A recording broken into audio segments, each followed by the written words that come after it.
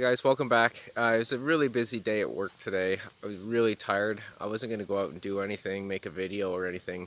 Um, but so I was just going to go pick some raspberries. Um, and I thought, you know what, that itself is a decent video. It'd be a quick one today. But I just kind of wanted to get the feeling out to you guys of, when you spend a couple weekends in the year to plant some trees and bushes, that, even if you have a very busy day at work, it can be really, really nice and relaxing to just get out into your little forest and forage like a caveman.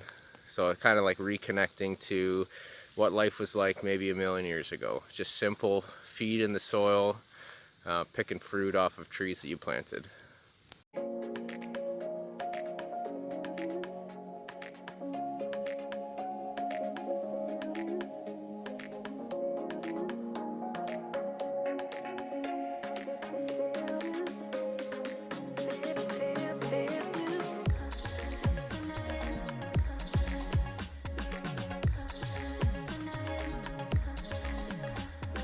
So the daylilies are also blooming right now, and daylilies are edible.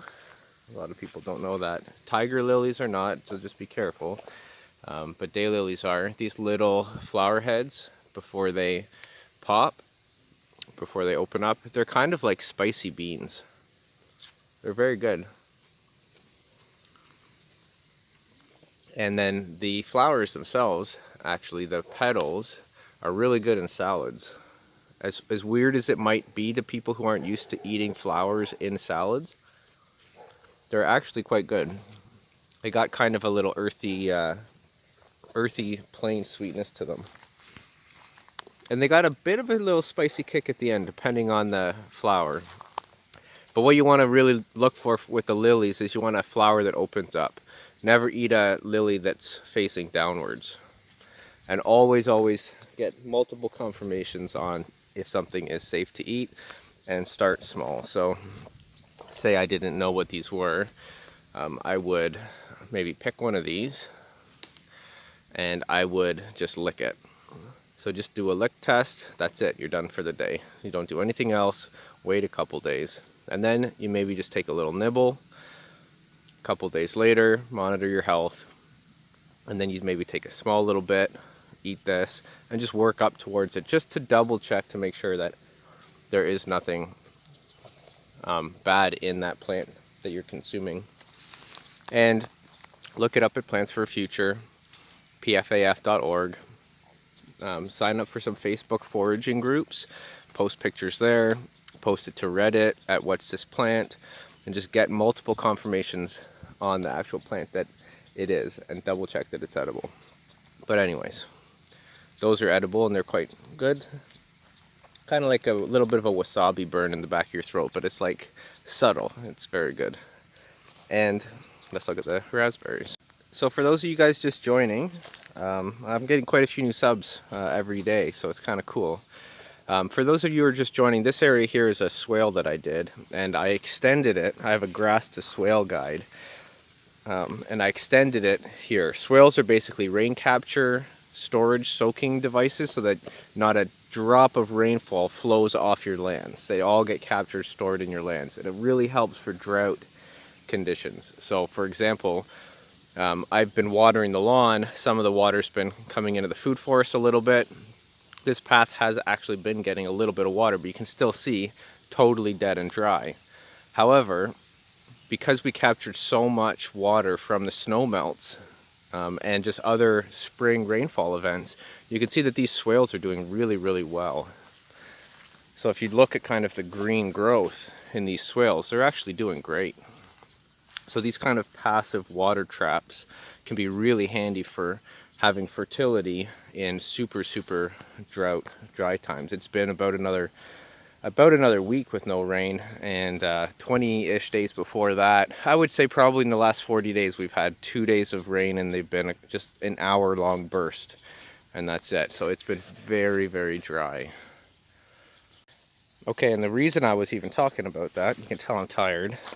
The reason I'm even talking about that is when I built this swale, I wanted to plant it out because as soon as you dig and disturb, nature's going to plant something there. So either plant it yourself or nature will plant something else for you. So what I did is in this raspberry patch, I would dig up little runners like this, dig them up, and I planted them in the swale. And this is kind of how you can photocopy money with raspberries, is these little runners will each then become their own little patches down the future. This patch here started with somewhere between 6 and 8 raspberry canes, this small, a couple years ago. And you can see when you take a little cane like this, dig it up, it had no leaves obviously, it was just a little bit of a stick. And dig it up and you put it, plant it, it will actually fruit the very same year that you plant it. So you'll get some harvest off of it. Now these are very small, probably mostly because it hasn't got any water. So these are very, very small, but they will be normal sized strawberries in the future, or raspberries. But they're still delicious. I mean, you can tell the stress that these things are under in their first year. But this whole area will just become a wall of raspberries, a big swale of raspberries. And it's really, really easy to just build your own food forest and have it propagate itself and spread. I want to have basically this whole swale to be fruit trees, raspberries, and then clover. So those sections in 2 years will be like this. So let's harvest this and let's see what we get.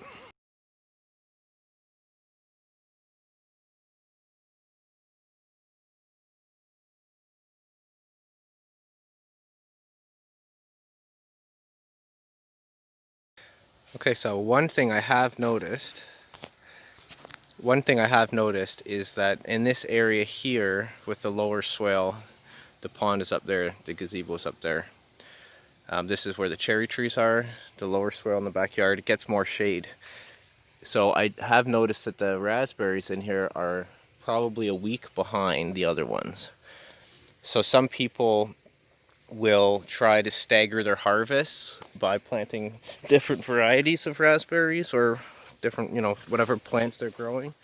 Another option, obviously diversity is really key and important for many factors, pests and disease resistance and all that as well. But one thing that you can also do is plant plants in shadier versus sunnier spots, and that'll delay onset of fruit a little bit.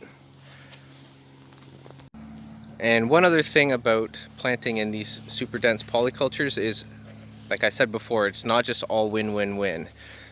It does come with a trade-off of ease of harvest. So it's actually very hard to get into the middle stuff. I gotta reach a bit. I've got a couple stepping stones inside of those patches that I can stand on. But if you have a bad back or you're getting older and you don't want to have to necessarily bend over and reach, it can definitely be advantageous to set these up on contour, do the whole swale, and you can do all this sort of stuff, but you can put in more delineated walkways. You can put little raised beds to get the plant up higher, just to make harvesting easier. So the way that I do things isn't always necessarily right for everybody, and it's not going to be right for me forever. But just for now, it's working out really well. But ease of harvest is definitely a thing. That's the biggest criticism of permaculture often, is that the industrial food chain is set up the way that it is, basically specifically for ease of harvest. So sometimes these dense polycultures can be very hard to pick, especially when it's stuff like raspberries that are maybe a little bit thorny and spiky. This is actually, I think, a wild raspberry here. It's a little different from the others. So just give that some thought as well when I'm telling you to plant in these super dense polycultures. Temper that with your own personal preference and design. Try to take parts of my systems that you like and parts of other people's systems that you like and meld them into your own system. Don't just take stuff that I tell you is the gospel or anything like that. This is just how I do things and how I like them, and how I like them might change over the years. But for now, 5 years in, this is how I like them, super dense polycultures. But it does make harvesting, particularly raspberries, a little difficult, but we can still do it. Most of the raspberries here aren't ready. There'll be another week or so. A lot of the raspberries in the front area, I would say I got maybe 10% of the raspberries on there. So this is what we got. Not much, actually.